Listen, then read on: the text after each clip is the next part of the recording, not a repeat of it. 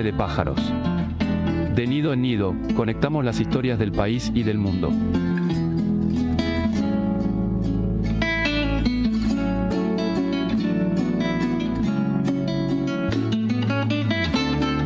Aterrizajes precisos en tiempos de turbulencias.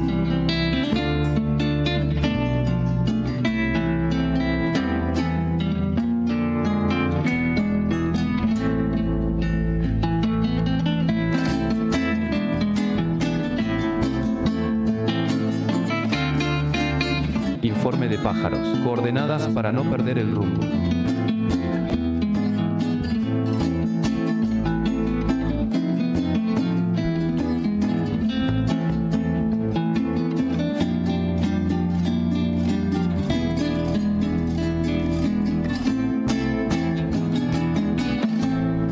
¿Cómo les va? Buenas noches, bienvenidas y bienvenidos. Esto es Informe de Pájaros número 14, capítulo 14 de la primera era después de Cristo. ¿Cómo le va? Solana López, Luana Haidt, bienvenidas, sean ustedes bienaventuradas. Muchas gracias, bienvenidas también. Buenas noches. La paz sea contigo. La paz sea contigo también. Y el Señor también. Che, ¿cómo les va? ¿Qué están viendo? ¿Qué huelen en este aire enrarecido? Recién decíamos con los compañeros en el pase, el viento sabemos que viene feo del norte, eso seguro. Pero está raro el juego, está raro el partido. ¿Qué están viendo? Y pareciera así que... tipo tac, peloteo. Sí. Lo primero que pareciera, decíamos también en el pase, que da la impresión como estas cosas de un poco de ciencia ficción y un poco de realidad que se va conociendo sobre la física cuántica, que dice que hay varias posibilidades o realidades al mismo tiempo. Y da esa sensación, ¿no? Porque por un lado la situación económica y política cada vez se ve más tensa. Vamos hacia una semana que viene con una posible reforma laboral tremenda. Y sin embargo, el presidente se quiere relanzar nuevamente para las presidenciales del 2027. Es como si hubiese dos realidades paralelas.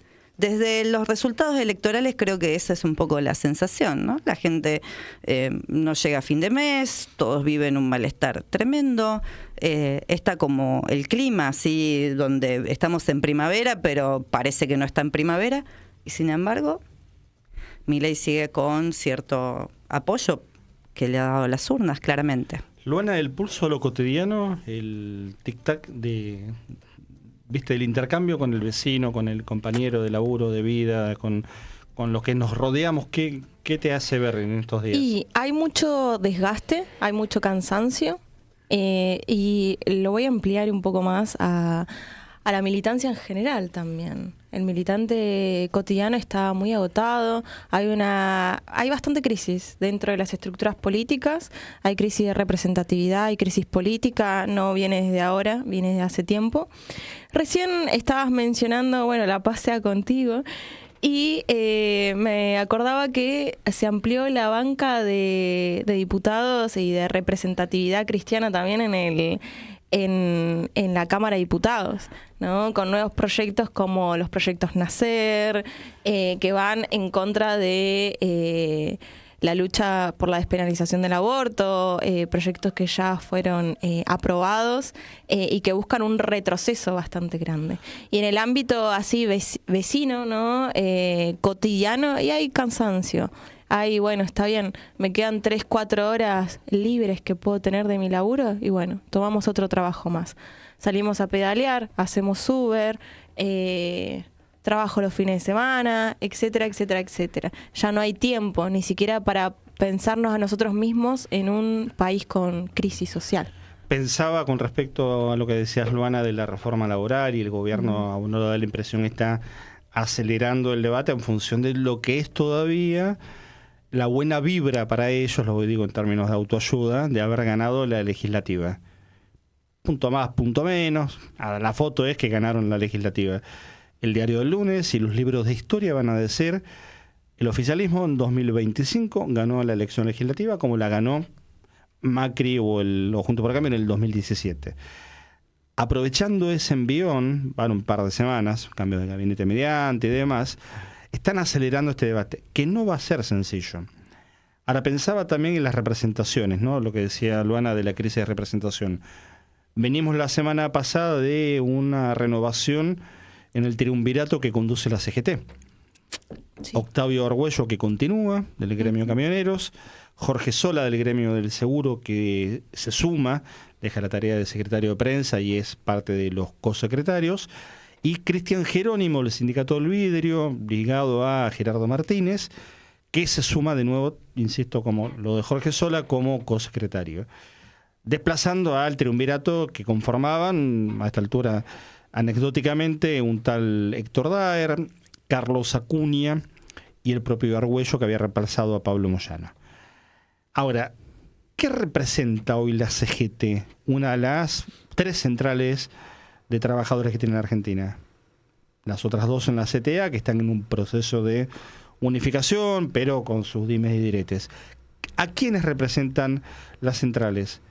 No más del 15% de los efectivamente trabajadores y trabajadoras de la Argentina. Sí, además... No más del 15%. Digo, esta es la foto de la representatividad sindical. Han perdido... Cuando comienza, ustedes recordarán cuando comienza el gobierno de Milei y se producen varias plazas, sobre todo movilizaciones al Congreso. Sí. Había cada vez que la CGT participaba o convocaba, que fueron pocas veces. Pero un paro general el 24 de enero. Claro. Iba a un mes de gobierno, Exacto, un mes y días. Exacto. Producía de alguna manera un paraguas, un colchón para el movimiento popular, para los sectores que se sentían en alguna medida agredidos o empezaban a tener los temores de lo que luego se desplegaría. Es decir, había de alguna manera un grado de representación, no solamente en términos institucionales de cuál es el plafón de afiliados y afiliadas que tienen hoy los distintos gremios que integran la CGT, sino que además una representación político-social. Eso, la verdad que lo fueron perdiendo por la vergüenza que son. Estamos a esta altura de los acontecimientos y la CGT brilla por su ausencia completamente. Ha abandonado no solamente a sus representados y representadas, sino que además ha abandonado el lugar que tiene que ocupar en un escenario tan brutal como el que estamos viviendo contra la clase trabajadora. Sí, sin duda. Y además se nota un clamor popular, una necesidad de organizarse desde las estructuras sindicales, ¿no? Desde que se conoció este proyecto de reforma laboral, que todavía no tenemos gran información y es parte de la estrategia de este gobierno. Hay una necesidad muy clara y yo creo que la clase trabajadora, el trabajador cotidiano también llama a una organización popular que no está respondiendo ante una demanda social. Y lo hablábamos la semana pasada con Alfredo de Metrodelegados, que decía que ante esta necesidad hay que crear nuevas formas y nuevas estrategias para poder llegar a los laburantes promedios y a las nuevas generaciones también. Hablando de crisis de representatividad, ¿no? Si volvemos con esa misma consigna, es parte de eso. Y hay también un descontento social que no se llega. No hay nuevas herramientas para poder atrapar a esa juventud, y lo digo en todos los aspectos generales, en todas las plataformas sindicales, sino que es necesario generar nuevas herramientas para poder concientizar y poder militar. Viajaba en el tiempo unos 30 años, poquito menos, para ir a esa década de los 90, que todavía sigue dando tanta tela para cortar y nos ofrece todavía el desafío de entender qué pasó ahí para ver por qué estamos como estamos y cuánto de todo eso que el menemismo vino a instalar no fue modificado de raíz estructuralmente en los mejores momentos que tuvo la Argentina, que claramente tuvieron que ver con esa década entre 2003, 2004 y 2014, 2015. La creación de 5 millones de puestos de trabajo, la ampliación de derechos, no solo económicos y sociales, sino los derechos de tercera y cuarta generación. ¿Cuánto de toda esa estructura de los 90 no se modificó? Bueno, lo estamos viendo hoy en el andamiaje jurídico, en la estructura productiva. ¿Y cuál fue el punto de quiebre, si se quiere, para la fiesta menemista? Fue por abajo. Y vino del sur profundo y vino del norte profundo y vino con las víctimas de la privatización de YPF, por ejemplo. Mosconi y Tartagal, en Neuquén y en Salta, los desocupados, los cortes de ruta y un sujeto que no encuadraba en la CGT tampoco, ni en la CTA que ya existía. Y vino de abajo. ¿Y qué pedían los desocupados de los 90?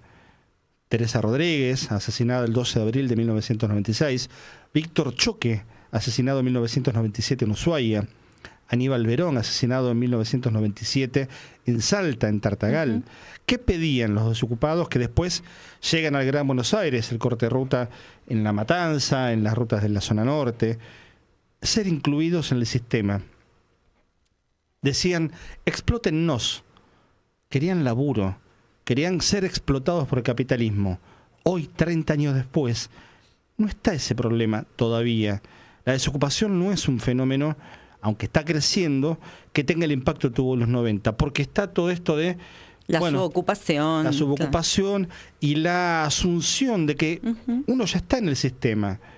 Ahí aparece una batalla cultural, no con ese nombre, pero una batalla cultural, si se quiere, perdida, y hay que decirlo en estos términos, para generaciones que no tuvieron la respuesta de las instituciones, ni en los mejores años, menos aún en los peores años, y que hoy no están pidiendo ser incorporados, porque ya están incorporados al sistema. Siendo finito en el análisis, siendo inclusive muy, muy profundo, uno diría que en los 90 los desocupados eran parte del sistema. El sistema necesita ese ejército reserva para mantener a raya el salario, diría Carlos Marx, ¿no? El ejército de desocupados. Eran parte del sistema, pero decían, y vamos a entenderlo de esa manera, inclúyannos, queremos laburo. Bueno, hoy está el laburo ese. Tenés la posibilidad de subirte a una bicicleta y tenés la libertad de ser tu propio jefe. Como tenés la libertad de morir bajo un puente en París, ¿no? Decía el escritor. Esa es la libertad del capitalismo también. Esa es la libertad que te permite poder decidir. Ahora, y vos lo vas a entender, y vos también, todos lo vamos a entender, ¿cómo se conforma la decisión? Hay 3 elementos que tenemos que tener presentes a la hora de una decisión personal.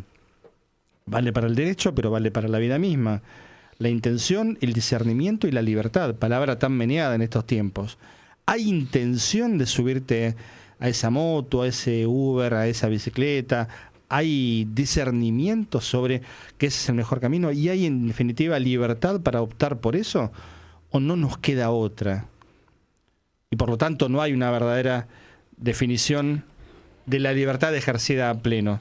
No queda otra, pero además, no queda otra en términos de las posibilidades concretas. No se realiza un movimiento social que permita de alguna manera voltear los propios límites que hoy ofrece el capitalismo o hacer volar el techo que hoy ofrece el capitalismo. Y por otro lado, tampoco hay conciencia de que no se está haciendo para nada libre a la hora de tomar determinadas decisiones. El margen de decisiones que uno tiene es muy acotado y los sectores más vulnerables tienen menos aún margen de decisiones. Yo creo que algo que tenemos que asumir y desde los sectores militantes del campo popular es que en la Argentina hay un porcentaje de nuestra sociedad con un grado de conciencia humanística, ¿no? De lo que esto se ha ido desarrollando quizás también en los últimos años, de defensa de los derechos humanos, de comprensión de alguna manera de los derechos fundamentales, de trabajadores y trabajadoras y demás, que tanto en el comportamiento electoral como en el comportamiento político general tienen de alguna manera una coherencia entre lo que sienten, viven, piensan y actúan. Pero ese porcentaje no llega ni siquiera al 30%, que normalmente es el piso electoral de los últimos años de las distintas ofertas electorales frentistas, sobre todo alrededor de la experiencia del kirchnerismo. No llega a ese 30%, es mucho menor. Y posiblemente otra buena parte de nuestra sociedad está atravesada por todas estas contradicciones y limitaciones a la hora, subjetivas a la hora de poder analizar su propia realidad y poder visualizar en dónde está la problemática, quién es el responsable o quiénes son los responsables del padecimiento que hoy nos atraviesan. El problema está en que ese porcentaje, que tampoco es menor, hay que decirlo, porque tampoco es menor el porcentaje que tiene un grado de conciencia y de subjetividad desarrollada, no está organizado. No tiene un proyecto alternativo y no tiene un hacia dónde dirigirnos de aquí en más, y no tiene, en definitiva, la voluntad de construcción de poder y de poder popular, que es lo que tenemos que mover. Digamos también en torno a los porcentajes, que lo que termina inclinando, yo disiento con aquello que plantean que lo que inclina el fiel de la balanza es el porcentaje del medio, ¿viste? Ese que va para un lado o para el otro. Lo que termina definiendo eso puede influir en lo numérico, pero en términos de calidad de porcentaje no son iguales. Las calidades son las minorías intensas las que juegan. Totalmente. Son las minorías intensas que pueden ser el 2, el 3%, el 4%, y que canalizan la punta de lanza, y no hablo ni de vanguardias iluminadas, no hablo de nada de ese tipo de cuestiones, ¿viste? De síganme los buenos, del Chapulín Colorado. Uno tiene la verdad revelada y el resto son unos salames que no entienden nada. Pero alguien tiene que hacer la cuña. Pero alguien tiene que hacer de punta de lanza. Y esas son las minorías intensas que tienen esa comprensión. A mí no me preocupa tanto el momento electoral. Me jode, que no es lo mismo. Me duele, porque nos duele. Digo, uno pierde un superclásico y le duele. No está bueno perder a nada, ni a la bolita. Pero te quiero decir, me inquieta mucho más el mediano plazo. Me inquieta mucho más de acá a un tiempo. Y el proceso a veces, ojo, ofrece también, ya te dejo, ofrece alternativas para lo inesperado, ¿no? Lo sorprendente.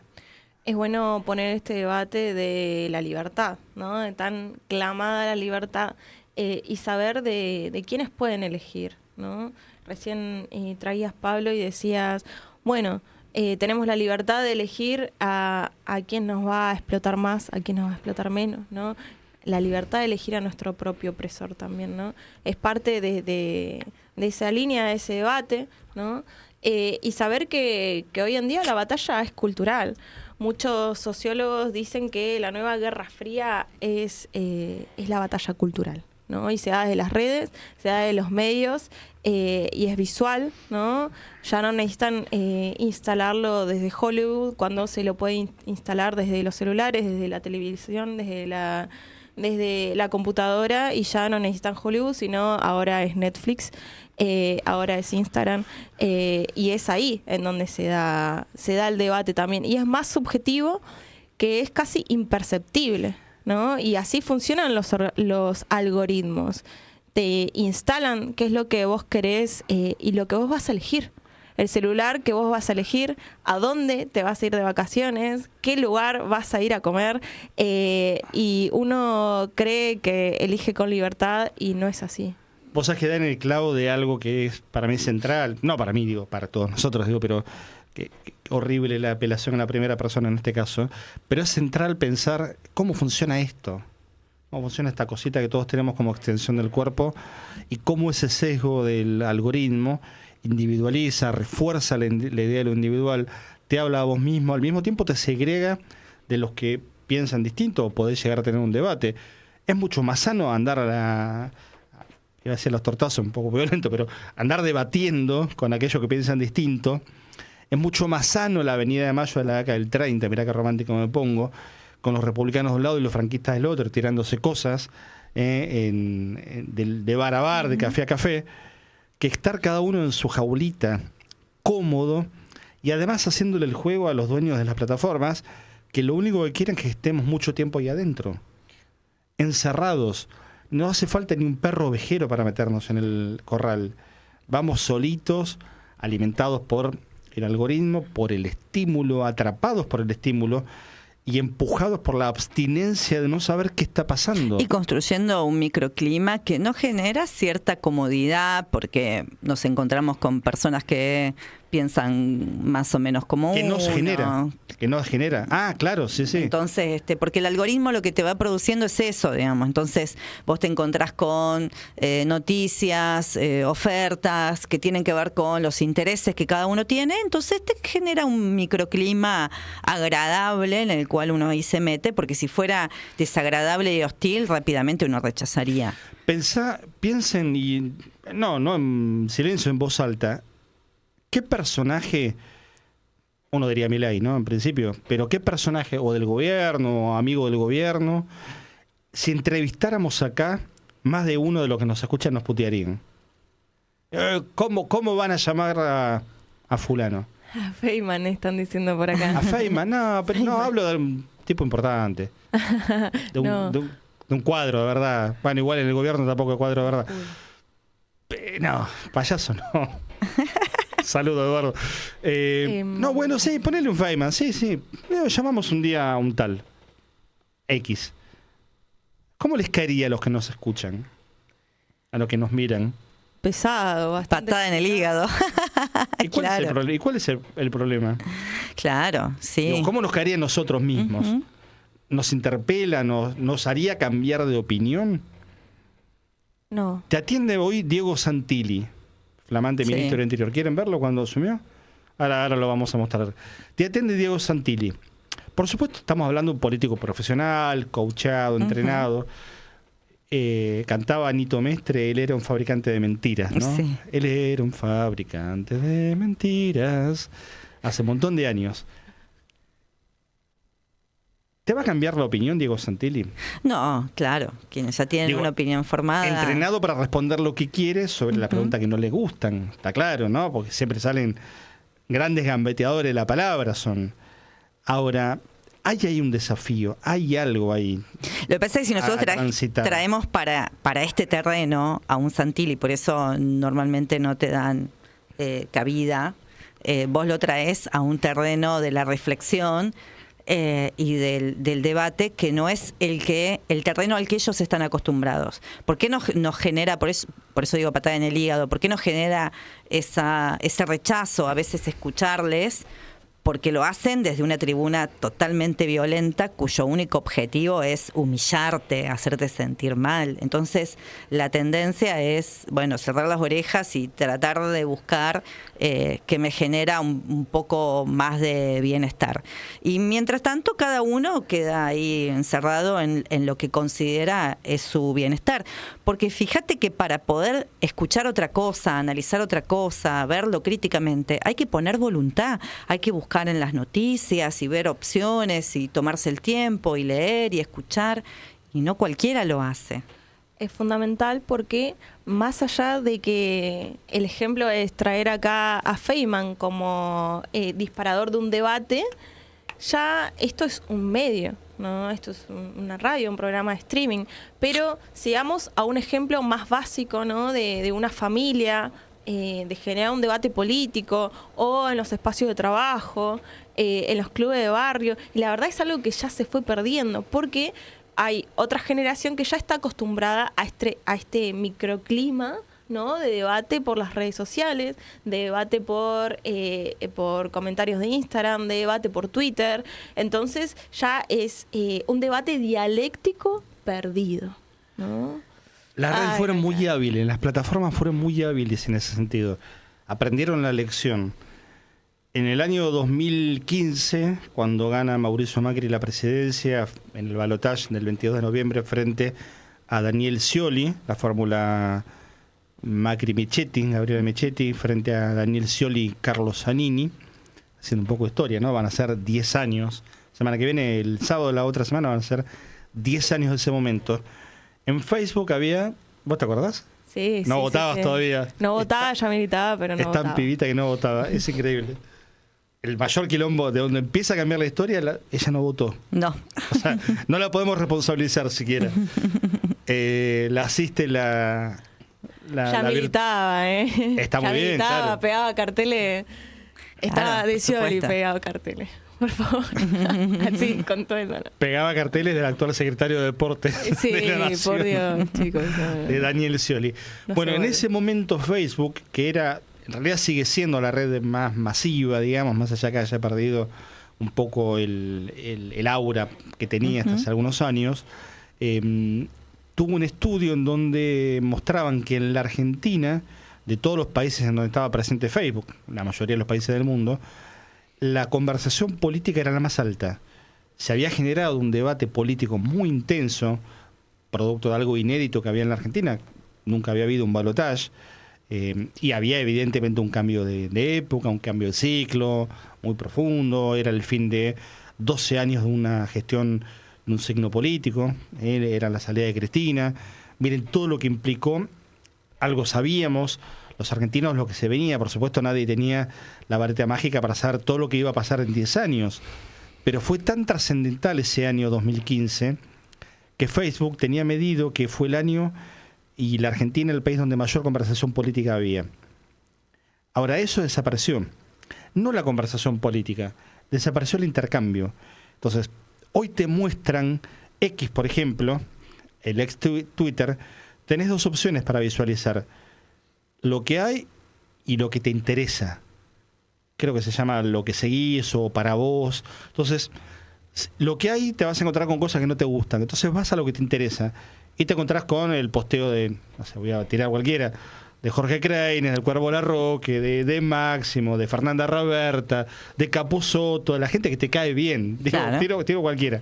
Del tu otro algoritmo lado, es. Tu algoritmo es. Es tu algoritmo. Del otro lado vas a verlo al Gordo Dan, a Santilli, a Ritondo, a Lilia Lemoine. Entonces, no me déjame esto.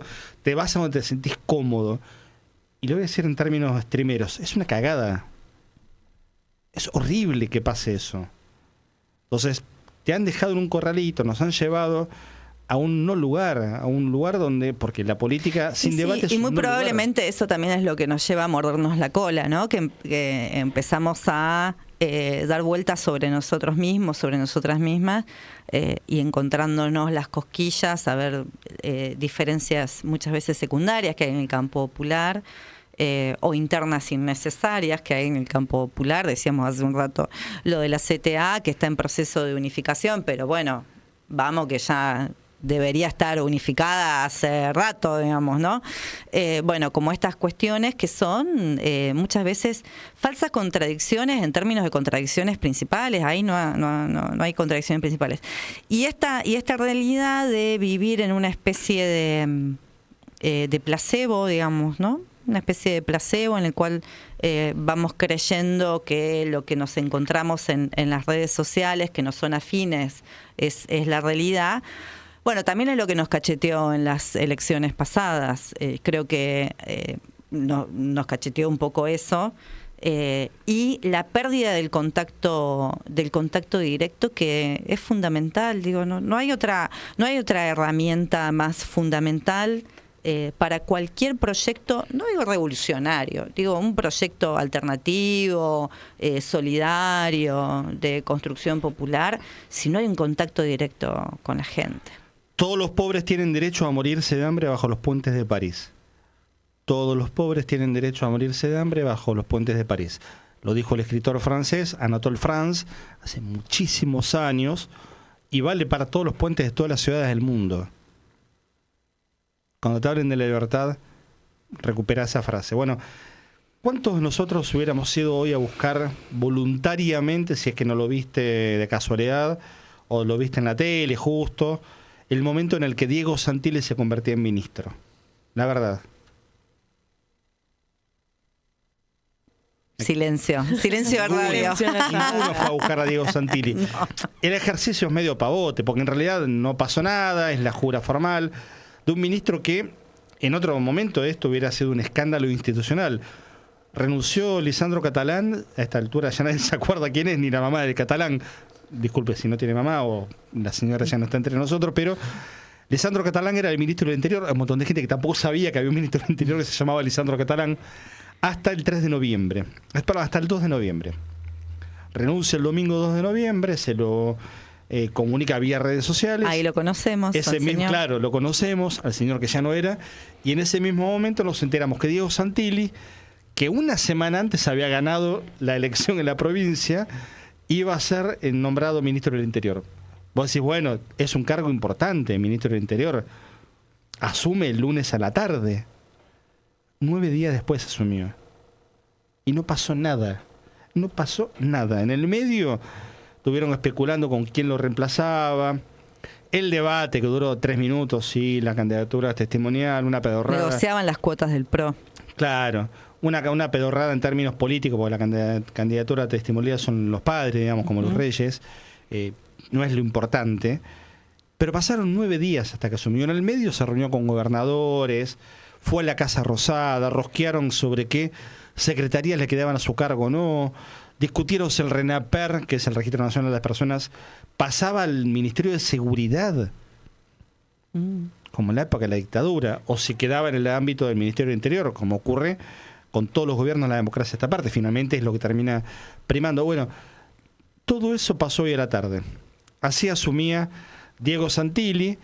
Para romper el algoritmo, ninguno de nosotros, salvo para este laburo, lo hubiésemos ido a buscar. Pero ahí está. Contador Público Nacional Diego César Santilli, jurás por Dios y por la patria, sobre estos santos evangelios, desempeñar con lealtad y patriotismo el cargo de Ministro del Interior, para que el que ha sido nombrado, cumpliendo y haciendo cumplir, en cuanto vos dependa la Constitución de la Nación Argentina. Sí, juro. Si así no lo hiciera, Dios y la Nación os lo demanden.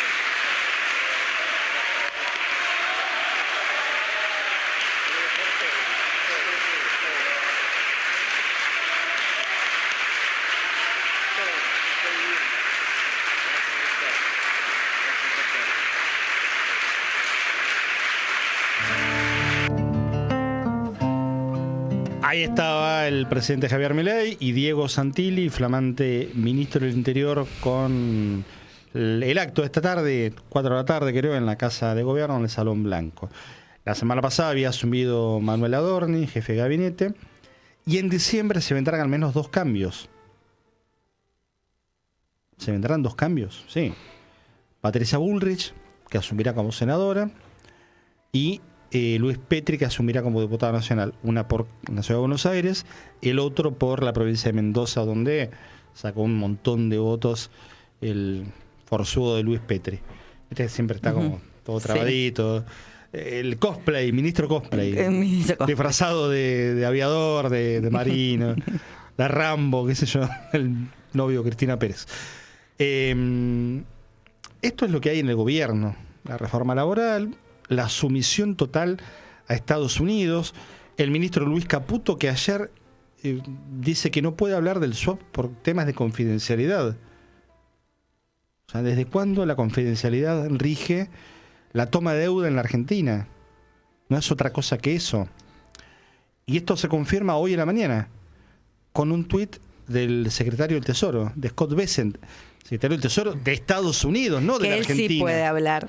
No de la Argentina. Él tiene autorizado. Ahí no hay y que él sí tiene información. Tiene información. Por supuesto. Entonces, digo, de nuevo, estamos naturalizando, dejando pasar cuestiones que en otro contexto serían causal de juicio político, de los que son susceptibles los funcionarios del Poder Ejecutivo, el propio presidente y sus ministros. Digo, esta es la Argentina que estamos viendo. Hay una responsabilidad política de la oposición que desde un principio dejó pasar muchas cosas con esta cuestión de, bueno, tienen que llegar a final de su ciclo. Digo, en esto convengamos que la naturalización no solamente es producto de la capacidad propia que tiene, aparte del propio imperialismo. Convengamos que la campaña se la hizo el mismo Donald Trump a Milei, ¿no? Pero digo, más allá de eso, que es una realidad, la oposición viene teniendo una actitud donde ha producido una naturalización de estas cosas, porque han pasado cosas graves y no pasa nada, y no se dice nada, y se deja pasar. Y el debate en parte de la oposición, y hablo concretamente del peronismo, transcurre ahora por la interna en la provincia de Buenos Aires, por la interna del PJ. La verdad, un debate que le importa a muy pocas personas en la Argentina. Transcurre por la falta de presupuesto que tiene por ahora Axel Kicillof en la provincia, que lo presentó la semana pasada, y el pedido que está haciendo para postergar la deuda o renegociar la deuda que le dejó Vidal, 3.000 millones de dólares. ¿Y qué no tiene? Y si vos decís, bueno, a esta altura no tiene los votos de la Libertad Avanza, bastante lógico sería que la Libertad Avanza en este juego de la oposición en la provincia le bloqueara la posibilidad de endeudarse para postergar y renegociar una deuda heredada, cuando a nivel nacional ellos se están endeudando hasta el tuétano a la Argentina. No, los votos que no tiene son los de la Cámpora. Es que también hay un versus, ¿no? Yo creo que también es mediático, hasta incluso, porque dentro de la militancia misma, nosotros esperamos tal vez o el campo nacional y popular espera una respuesta lógica, una agenda clara, un plan, ¿no? Para salir a las calles, ¿no? Y hasta el día de hoy no lo tenemos. Y seguramente en los próximos 2 años sea de la misma manera. Es así. Están esperando a que la cosa implosione de alguna manera. Porque no hay ninguna respuesta, no hay ninguna alternativa. Hay internas que siguen disputando. Y mientras tanto tenemos el pueblo argentino que no llega a fin de mes, que llega al día 15 del mes, que no puede llenar la heladera. Entonces, es esa la realidad, ¿no? Son 2 posiciones que están encontradas. Está el debate político, que recién hablábamos de representatividad política y la seguimos teniendo. Y, por otro lado, el pueblo que está sufriendo las consecuencias de este modelo de ajuste y de represión que estamos viviendo ya por terminar bueno, no sé cómo será de acá a los 2 años que siguen, pero la verdad que no vemos cambio. Quedan casi 25 meses de mandato. Mucho. Muchísimo tiempo. Digo, la proyección de acá a 2027 es a esta altura ciencia ficción. No hay quien en la Argentina pueda tener un horizonte claro. Yo me animaría a decir de acá al año que viene, seguro, pero menos de acá a 2027. Nosotros que lo dijimos la semana pasada y la anterior, apenas conocidos los resultados de la elección, el gobierno está cometiendo un error grande, lo veremos con el tiempo, en creer que ya está. Igual hay sectores lúcidos que saben que no está nada, ¿no? Y por eso se apuran. Por eso se están apurando. Sí, por eso están apurando. Se están apurando por eso. Pero la borrachera, la victoria, es tan perjudicial para un gobierno como la apatía de la derrota para una oposición, ¿no? Como la angustia de la derrota. Creer que ya está. Se están apurando porque saben que es ahora o nunca, que es rápido, como todos los planes de rapiña. Y no la tienen cerrada todavía. Ahora, ¿alcanza con eso? No. Claramente no alcanzó en lo electoral, que es un fragmento, que es un momento de la discusión política. Es una foto en la película. No alcanzó con que eran horribles. No alcanzó con frenar a Milei. No alcanzó con que hubiera un candidato en Provincia de Buenos Aires de la talla de Jorge Tayana, un cuadro de la política, un caballero, además un tipo con una formación, con una experiencia de vida y política intachable, y que enfrente estuviera expert en la boleta y Santilli en los papeles, en la realidad, digo. Expert. O sea, votaron a un narcotraficante con esa... Que además lo habían bajado porque era un fantasma. O sea, era el fantasma de... Presunto, doctora. Presunto. Presunto narcotraficante fantasma en la boleta. Entonces, sí. Quedó claro que no alcanzaba con denunciar lo horrible que eran los otros y nada más esperando que se cayeran solos, porque se encontraron con la sorpresa que no se cayeron solos y que además ganaron. Entonces digo, ¿dónde estuvo la propuesta opositora? Y envalentonados, ¿no? Con esta victoria es que tenemos este proyecto de reforma laboral, es los demás proyectos de ajuste, ¿no? Que hay de pérdida casi parcial de nuestra soberanía que estamos viviendo hoy en día, ¿no? El remate de las centrales nucleares, el remate de las centrales hidroeléctricas, ahora con el proyecto de la desregulación de armas a civiles, de armas semiautomáticas, es una locura pensarlo, ¿no? Y es eso, ¿no? Es parte de las noticias que desayunamos todos los días y no sabemos cuál de todas esas es peor. Y mientras tanto tenemos otro laburo más que tenemos que seguir haciendo para llegar a fin de mes. Es esa la realidad. Y la macro, que no está resuelta, digo, porque también ahora abrimos un poquito el capítulo de la economía y lamentablemente con una aclaración. Cuando hablamos de economía en la Argentina, hace mucho tiempo, y esto no es exclusivo de este gobierno, lo que pasa es que se aceleró, el discurso dominante es el discurso de lo financiero. Digo, los momentos en donde los gobiernos como el anterior, por lo menos ofrecen la contradicción y la grieta. Dentro del mismo gobierno vos tenés los sectores financieros que tienen su peso, pero los sectores productivos que pulsean, ¿no? Que dicen, bueno, política de estímulo, tasas diferenciadas para el crédito a la producción, tenés un Banco Nación que medianamente, digo, qué sé yo, con Silvina Batakis en la última etapa, tenía una mirada por lo menos volcada a lo productivo. Hoy murió todo eso, desapareció. Es solo lo financiero, es solo la timba. Y esto que decíamos hace un instante de esperamos la confirmación de que el swap se activó, se toma nueva deuda, lo que ya generó mucha ganancia para Estados Unidos en general y tal vez para Scott Bessent en particular, se habla de $200 millones de ganancia, Muy porque probablemente. ahora van a vender los dólares que nos compraron. Claro.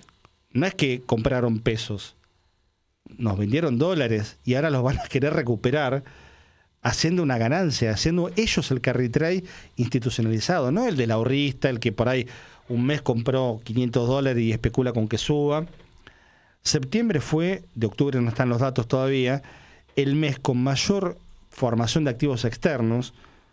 Se llama formación de activos externos técnicamente, la salida de dólares del sistema, ya sea por evasión, por compra, por atesoramiento, por compra de importaciones, por giros al exterior, por pago de dividendos, la mayor salida de dólares del sistema en los últimos 25 años. 6.600 millones de dólares en un mes.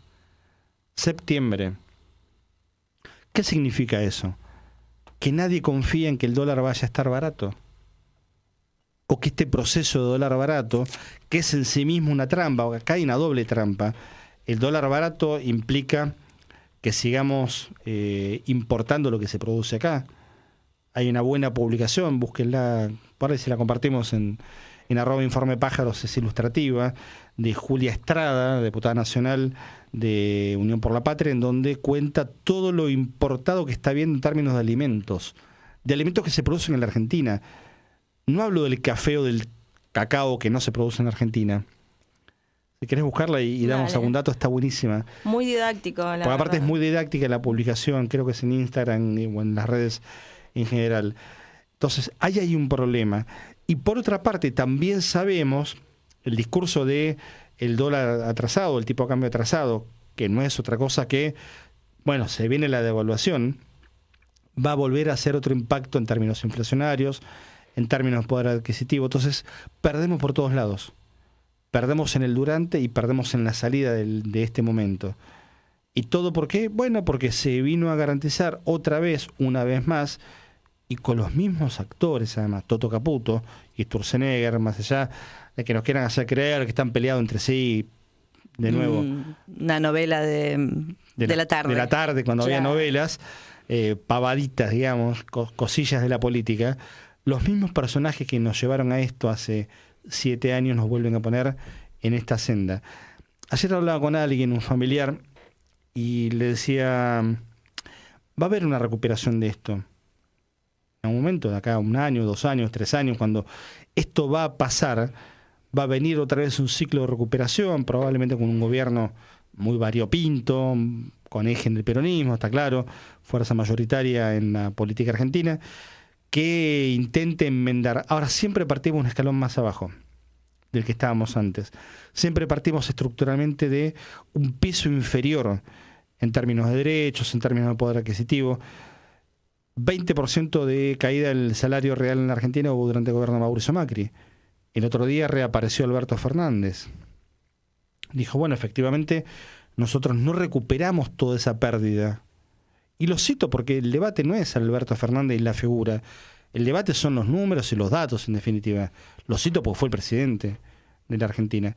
No recuperamos, pero tampoco perdimos. Es decir, recuperamos 1,5 puntos. O sea, no se logró recuperar la caída.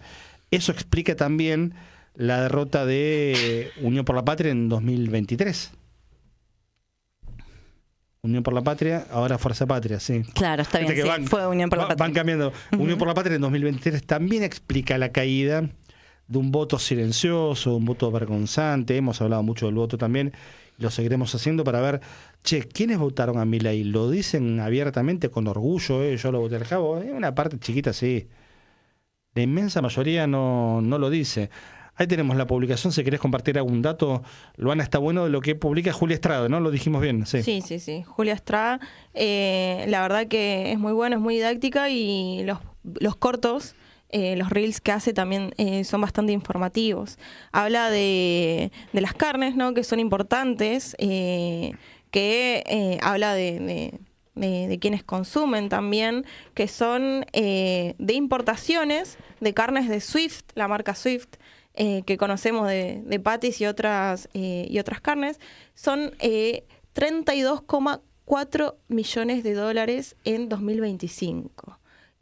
Importa que sería más un 4,787% que en 2023. O sea, hay un 4% más. Y en fideos de lo que es Jumbo, también es importado, 1,2 millones de dólares en 2025. Y que importa que sería más del 4,196% que en 2023. No, 4.000% más. Sí, 4.000%. No, es una barbaridad. Una locura. Lácteos Claro. también. Y hablamos, todo esto son alimentos de primera necesidad. Carnes, fideos, lácteos, aceites, panificados, frutas en conserva, pescados, hortalizas, todo esto de empresas multinacionales. Bueno, claramente. pasamos, por eso yo decía el ejemplo de cómo de un gobierno al otro, independientemente de las críticas que uno tiene para con, bueno, lo mencionaba recién Alberto Fernández o Sergio Massa, que fue el candidato de Unión por la Patria y al mismo tiempo ministro de Economía. Vos tenías como funcionario del equipo económico, presidente del vice del Banco de Intercambio y Comercio Exterior, a José Ignacio de Mendiguren, el vasco, ¿no? Conocido por todos. Y él tenía siempre una explicación en esta línea de lo que nos cuenta Luana de la importación de alimentos sobre el trigo, por ejemplo, ¿no? Él decía, una tonelada de trigo exportada son $200, que es más o menos el valor del trigo, valor de exportación. Una tonelada de harina de trigo son $600. Una tonelada de fideos son $2.000. El laburo argentino, la mano de obra, el valor agregado.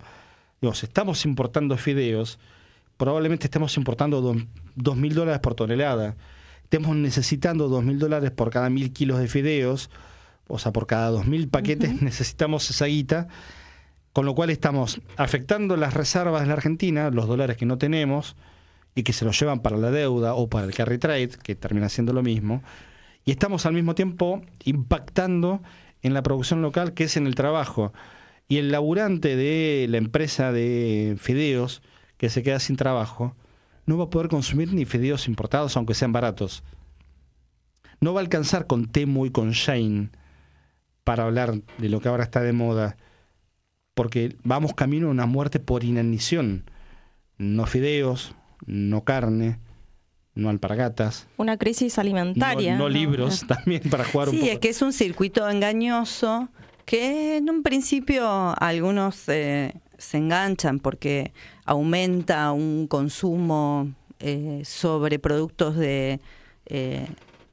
digamos, de bienes importados, pero dura una fiestita eso. Inmediatamente se cae por esta realidad que está por atrás. Se empiezan a cerrar las fábricas, negocios, empieza a haber cada vez mayor cantidad de desocupación y el acceso al alimento, que además el alimento necesario, el que realmente te brinda buenas condiciones, digamos, de alimentación, de nutrientes y demás, es el que cada vez se hace más inaccesible. Ni hablar de los precios de la carne, del pollo, del pescado. cada vez más inaccesible. Hablábamos, ¿no?, de emergencia alimentaria hoy a la mañana pensábamos con otros compas y decíamos, yo me levanto y siento que cada día estamos perdiendo un poco más de soberanía, lamentablemente. Y cómo esto nos remueve también y nos lleva a la década de los 90 en Argentina, ¿no?, con las aperturas de las importaciones, con los despidos, con la crisis alimentaria. La verdad que son nuevas fórmulas, son estrategias que se vienen implementando y las vemos hoy en día. Películas para ver a propósito de esto, 2. Después en el final del programa vamos a hablar un poquito del cine argentino a partir del Festival de Cine de Mar del Plata, la 40ª edición, y el momento vergüenza de la semana, que ya lo anticipo, tiene que ver con el titular del INCA, el Instituto Nacional de Cine y Artes Audiovisuales. Es un contador, Carlos Pirovano, que de cine conoce lo que uno conoce de energía nuclear. Nada. Bueno, la crisis de la industria del cine está más que clara, pero para ilustrar esto que estamos contando en términos cinematográficos, 2 películas fundamentales para ver, las dos las encuentran fácil, una en YouTube, la otra que está en plataformas. Plata Dulce, hemos hablado de Plata Dulce, creo que hemos pasado en alguno de los capítulos de Informe de Pájaros algún fragmento. La hemos sugerido. Y la otra es 9 Reinas, la escena del comienzo en donde Ricardo Darín, el personaje que hace Darín, camina junto a Gastón Pauls y va sacando el saco lo que se había afanado la estación de servicio, entre ellos una golosina importada de Grecia. La película es del año 2000. Entonces agarra la golosina, no se ve, es una especie de mantecol o algo parecido, un snack dulce, y dice, importado de Grecia, y lo tira. Dice, este país se va a la mierda. Año 2000. Digo, esa escena vale ver esa película, la historia en sí la vale, pero digo, para explicar esto que está pasando ahora. Entonces, es parte de dar la batalla cultural que recién hablábamos, dar la batalla cultural en contra del mundo del espectáculo y estas plataformas que son Netflix y HBO.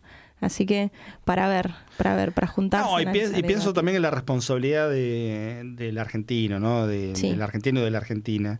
Digo, alguna vez tengamos presentes que acá hay que dejar la corrección política. ¿Viste esto de no, los pueblos no se equivocan? No, los pueblos a veces se equivocan hasta acá arriba y meten la pata hasta acá arriba y somos responsables de todo esto. Digo, a la hora de comprar el paquete de fideos, no compremos el importado. ¿Cómo vamos a comprar un paquete de fideos importado? Y no lo digo desde el lugar de la tradición. Ayer fue el Día de la Tradición. No lo digo vestido de gaucho, ¿viste? No soy Argentino Luna, no soy José Larralde. Digo, desde el lugar de la autodefensa. Capo, ¿cómo vamos a comprar fideos importados? Vale para la remerita de Temu, Jay, no sé, esas mierdas que la gente compra por teléfono. Te llega la remera, entonces después terminás coincidiendo con el Mercado Libre. Claro, terminás coincidiendo con el Mercado Libre. Es increíble que nos pongan del lado del tipo que lo reemplaza al sátrapa de Marcos Galperín, claro, al comisionista, que se llama De la Serna encima, Martín De la Serna, yo me quiero matar. Cuando pide protección para Mercado Libre frente a las plataformas, vos te reís porque lo habrás escuchado. Sí, fue genial la movida de Mercado Libre pidiendo que el Estado intervenga. Pidió un salvavidas, pidió la intervención y la regulación por parte del Estado ante estas plataformas. Bueno, eso es propio de este capitalismo que estamos viviendo, que lo hemos dicho ya en varias oportunidades, donde nos encontramos frente a los sectores más depredadores, más voraces, como en algún momento fueron los fondos buitres, en donde el FMI parecía, no sé, algo civilizado al lado de lo que era la locura de los fondos buitres. Bueno, hoy vemos eso, es la parte más voraz y más brutal, que lleva a que uno termine coincidiendo con Mercado Libre en las críticas a estas nuevas plataformas de venta. Las 9 de la noche en punto en toda la República Argentina, los que estamos en vivo de este lado y los que están del otro lado a través de la plataforma, precisamente hablando de plataformas, en radioconaguante.com.ar, en la propia app, que la encuentran en las aplicaciones de descarga, en Radio Con Aguante. Estamos en la mitad de este Informe de Pájaros número 14. Hasta las 10 de la noche nos quedamos y después nos encuentran en el canal de YouTube. Aquí abajo lo van a ver, Radio Con Aguante. Suscríbanse, denle like a este programa y al resto, activen la campanita, como nos gusta decir. Y nos comunicamos también a través del 11 26 99 95 74 y en las redes, en @Radio Con Aguante y en @Informe de Pájaros. Tanda, y nos queda todavía mucho por recorrer en este martes 11 de noviembre.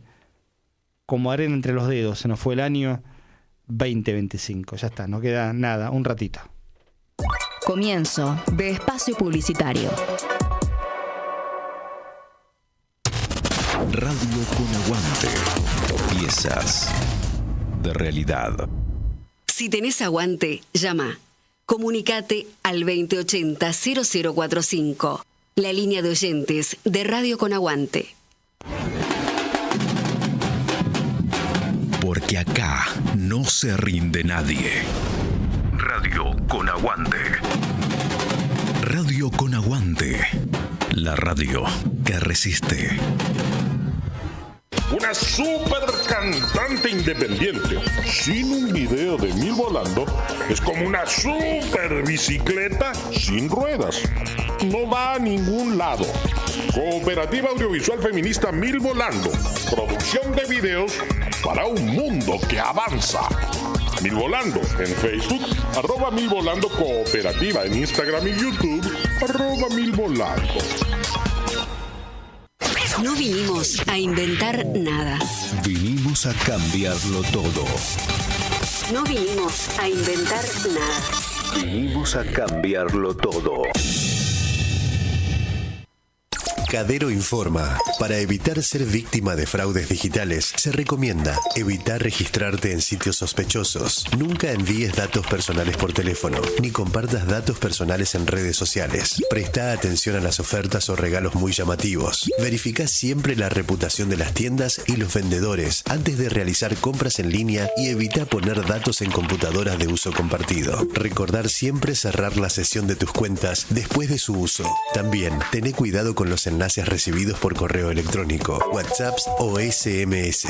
Verifica siempre el remitente, a dónde lleva el enlace y en caso de duda, no hagas clic. Este es un consejo de Cadero, Cámara Argentina de Radios Online. Somos la voz digital. Durante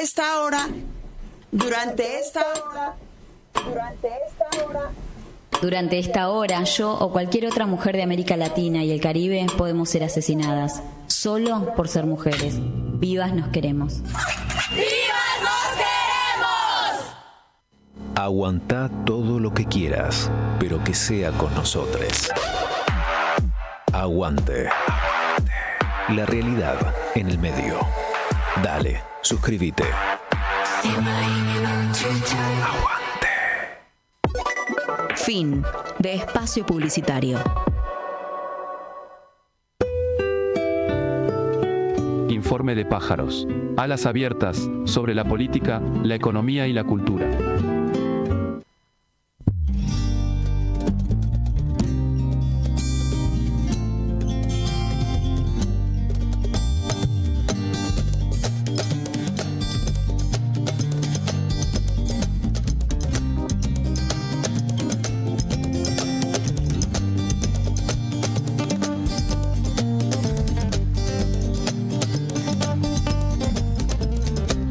Noche, 4 minutos. Este fin de semana va a haber elecciones presidenciales en Chile. Primera vuelta, y lo remarco porque es tradición en este país, en nuestro vecino país, que haya balotaje. Prácticamente siempre hubo balotaje. Por el sistema que tienen los chilenos, que ha mejorado en parte con la representación para las terceras fuerzas. Se ha roto la binominalidad. Me salió de corrido, ¿eh? Qué maravilla, me siento contento. Binominalidad, ya viste la cachería. Se rompió la representación para los partidos 1 y 2, dicho más sencillo, que era una herencia de la dictadura pinochetista, una dictadura que dejó una constitución que no pudo ser cambiada. Digo, Chile tiene la constitución que dejó la dictadura del año 1980. Un Pinochet que estuvo 17 años y que a la salida de la dictadura fue senador vitalicio y murió como senador vitalicio. Así es. Más allá del acting que hicieron en el Reino Unido, de detenerlo en su momento.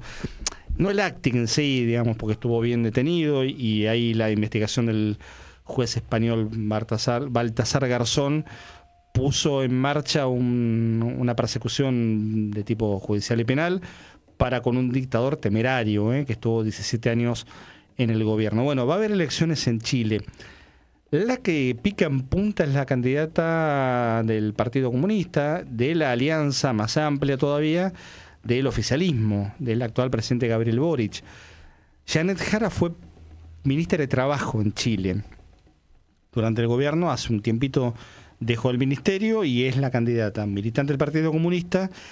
Y vamos a compartir algún fragmento de lo que anoche fue el debate presidencial en Chile, ahí como en la Argentina o en la mayoría de los países, un debate entre los candidatos en la semana previa. En este caso fue el lunes en la noche en la televisión chilena.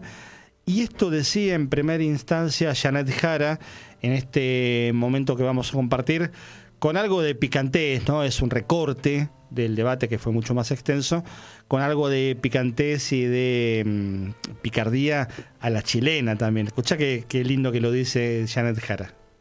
Yo sé que hay candidatos que tienen menos calle que pantufla y seguramente nunca han tenido que vivir la angustia de llegar a fin de mes y que no te alcance. Por eso, cuando les insisten en que no se pueden subir los sueldos, lo único que les quiero decir es que ha sido el predicamento histórico de quienes detentan el poder económico del país y no ven la realidad que ustedes tienen. El empleo tiene que generar un salario que le permita a las familias llegar a fin de mes. Y ese es mi compromiso, como lo hice como ministra, reduciendo la inflación, que es lo contrario de lo que aquí se ha dicho. Pero así son los datos y así es la realidad. 51 años tiene Janet Jara, estoy viendo, nació el 21 de abril del 74, un poquito más chica que yo soy del 11, o sea, esa 23 de abril, 12 días más chica que yo, muy joven, por supuesto. Es una renovación en Chile y es la posibilidad también, con las contradicciones que hay, de la continuidad de un gobierno.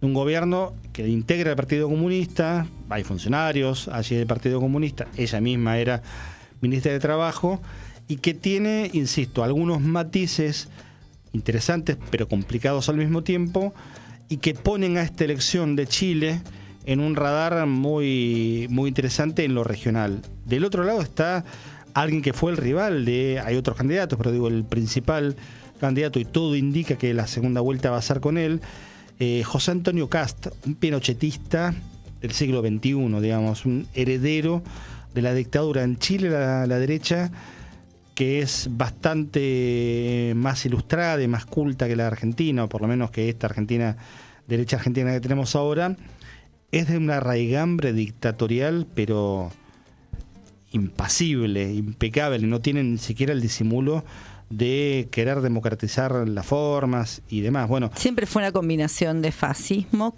con concepciones liberales en términos económicos. Con un modernismo inclusive en términos de intelectualidad, digamos. La reforma del Estado que ellos hicieron fue anterior hasta la que nosotros también sufrimos en la Argentina en términos neoliberales, ¿no? Fíjate cómo titula el diario Clarín hace un ratito, un Chile atemorizado frente al crimen y la migración. No sé cuál es el problema de la migración en Chile, digamos, la migración peruana en todo caso. Elige presidente en una primera vuelta con dos claros favoritos: Janet Jara del Partido Comunista y José Antonio Kast, a quien el propio diario Clarín los indica, digamos, lo define como ultraderechista. O sea, imagínate que Clarín te ponga en la bajada ultraderechista. Y las otras opciones también son de ultraderecha. Por eso el temor es que frente a un balotaje, bueno, estas ultraderechas se junten. Viajamos a Francia, digo, para hacer un poco la recorrida de cómo los medios están por estas horas tomando. France 24 traza un perfil de Janet Jara, dice: cercanía, TikTok y moderación para endulzar la alternativa comunista en Chile. Una mirada europea, si se quiere, ¿no? Moderación para endulzar la alternativa comunista en Chile. Bueno, vamos a indagar de primera mano, mucho más cercano, inclusive desde lo territorial, porque Vamos a hablar con alguien que está en este momento, entiendo, en el propio país, allí en Chile. Vamos a charlar un ratito con Mariano del Popolo. Es doctor en ciencias políticas, creo que es el título que él tiene. Además, un especialista en temas militares y con mucho estudio académico también en la relación entre Argentina y Chile. Integrante de la Comisión de Relaciones Políticas e Internacionales del Partido Comunista de la Argentina, que está allí escuchándonos. Mariano, ¿cómo estás? Luana, Solana y Pablo, aquí de este lado en Buenos Aires, te saludamos. ¿Nos escuchás bien? Buenas noches. Sí, los escucho bien. No sé si me escuchan bien ustedes. Perfecto. Bueno, vamos a darte prioridad, por supuesto, en la palabra. Hicimos una breve intro de lo que van a ser las elecciones el domingo, pero al mismo tiempo vamos a aprovechar tu presencia allí para, como se dice habitualmente, utilizar tu mirada de cronista, ¿no? ¿Qué está pasando en este momento? Tenemos entendido que es el acto de cierre de Janet Jara. Sí, así es.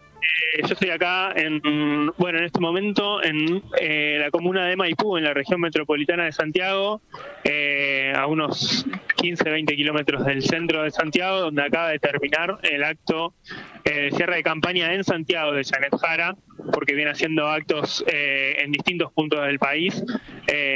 Acaba de terminar un discurso que fue, si bien breve, fue un acto que también demostró mucho acompañamiento y presencia territorial de alcaldes, como le dicen acá los intendentes, y un acto que se desbordó de muchísima gente, lo cual es de alguna manera un puntapié positivo de cara al domingo.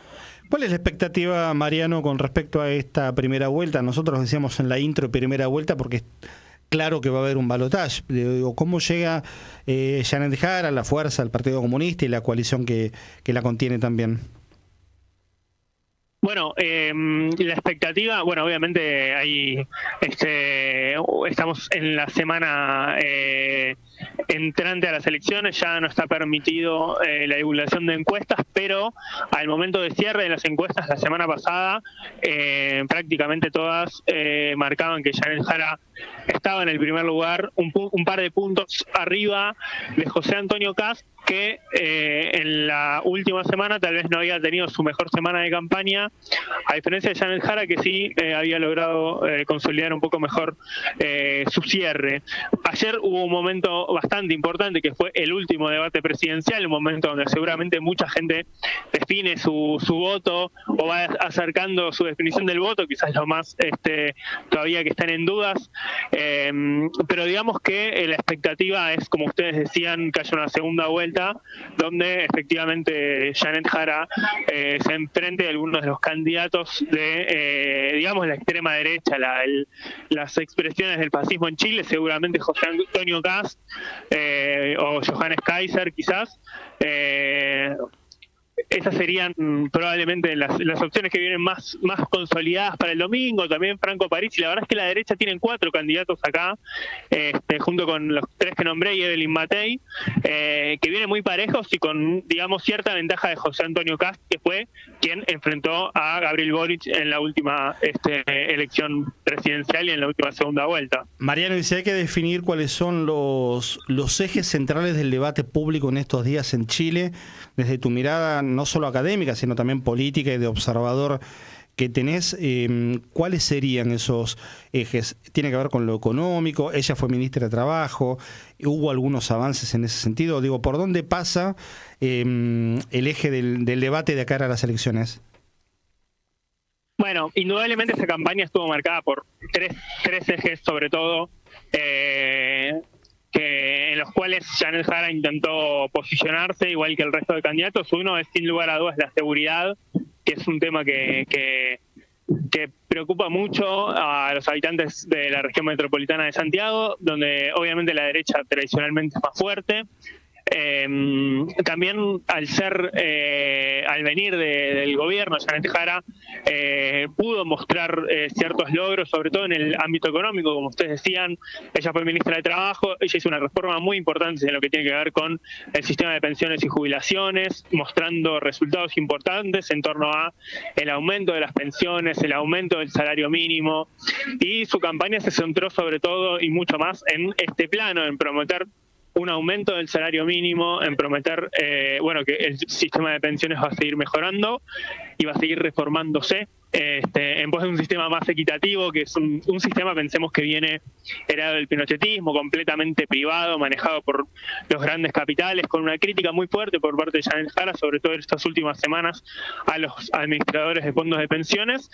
Yo creo que esa parte de su campaña cerró muy bien, indudablemente es su fortaleza en esta campaña, y bueno, la derecha intentó sobre todo mostrarse como una derecha que va a combatir el delito, que plantea también soluciones medio mágicas en torno a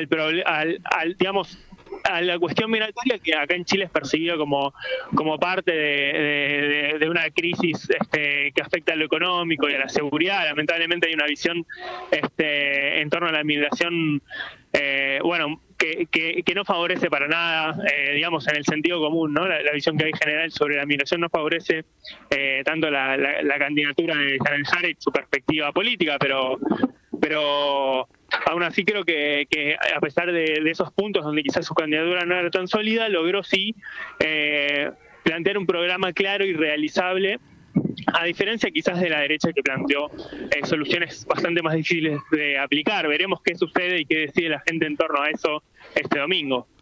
Mariano, buenas noches. Solana te habla, ¿cómo estás? Hola, Solana. Tanto tiempo. Tanto tiempo. Hermoso volver a hablar contigo. Escúchame, mira, vos decías ahí la cuestión esta de que hay un grado de movilización importante de distintos sectores populares, y también claramente la derecha, me imagino que apunta sobre esos sectores a un sentido común, más de carácter fascista, apelar a ese sentido común. ¿Qué sectores vos ves que están acompañando la propuesta del oficialismo, de Boric, y ahora la propuesta que lleva adelante Jara? Por ejemplo, de la juventud, las mujeres, ¿acompañan en este momento? Sí, yo creo que en términos, mira, si lo hacemos como en términos así un poco generales de sectores de la población, Janet Jara tiene un clarísimo apoyo en la juventud, eso se nota mucho. Yo participé activamente en la campaña y en la juventud hay una muy buena recepción en torno a la candidatura de Janet Jara. En las mujeres también, la derecha, sobre todo José Antonio Cast y Johannes Kaiser, vienen de tener discursos muy misóginos, y eso creo que no les favorece en esos segmentos de la población. Sí, la verdad es que la derecha logró por lo menos plantear un discurso que sí tuvo cierta repercusión en los sectores populares, en las clases trabajadoras, en torno a la preocupación por la inseguridad. Eso es algo que ellos han logrado bien en esta parte de la campaña.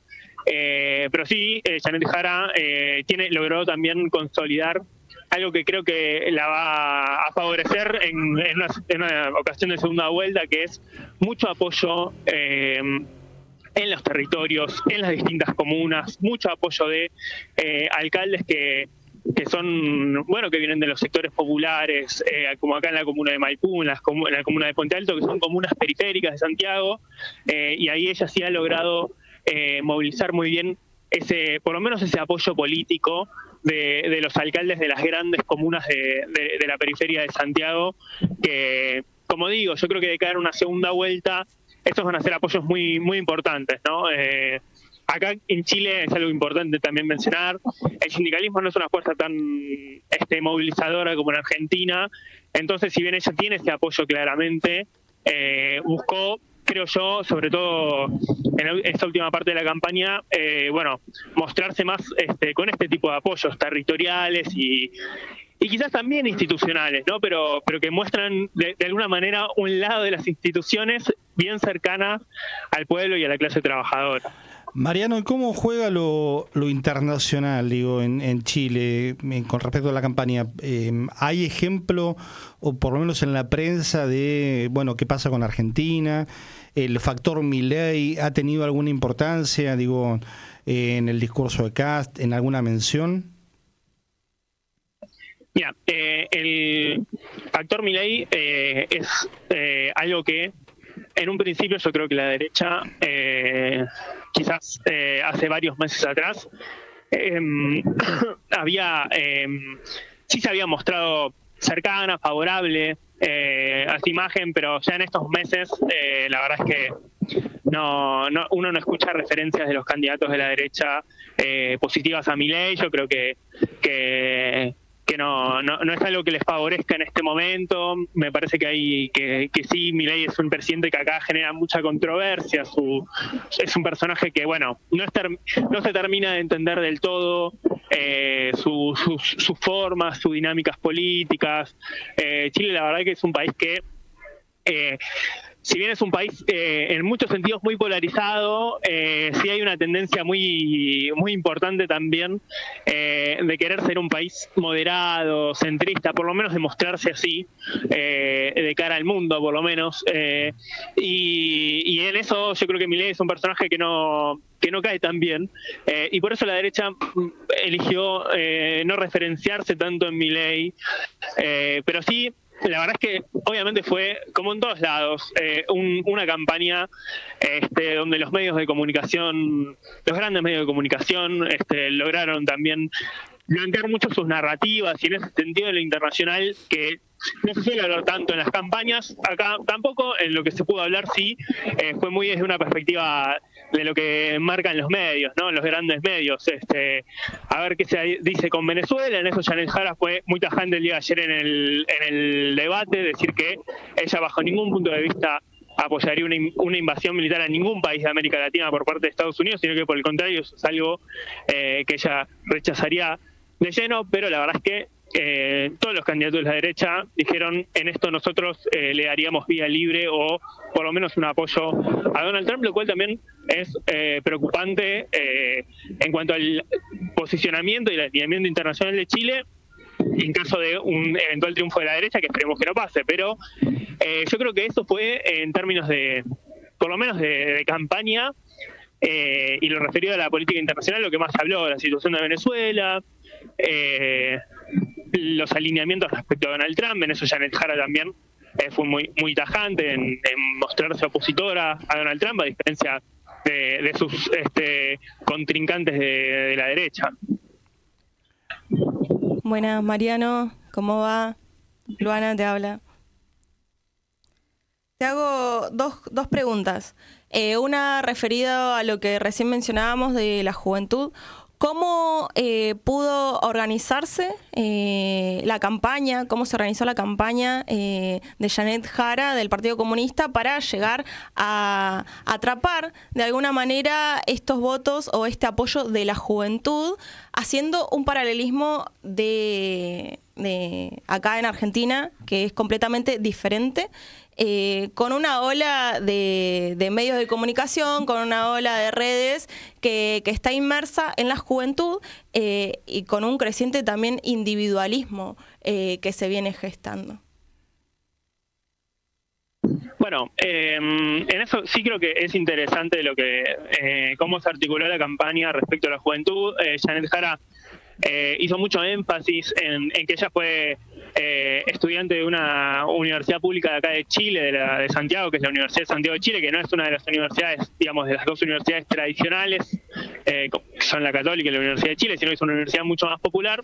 Eso me parece que le hizo conectar muy bien con la juventud, eso de venir de una universidad donde van los sectores populares, y a la vez me parece que este rechazo por parte de la mayoría de los jóvenes hacia los candidatos de la extrema derecha también se aprovechó bastante en la organización de la campaña. Se organizaron comandos juveniles que tenían como objetivo específico llegar a discutir con los jóvenes y a lograr más apoyos y sumar voluntades en la campaña hacia los jóvenes.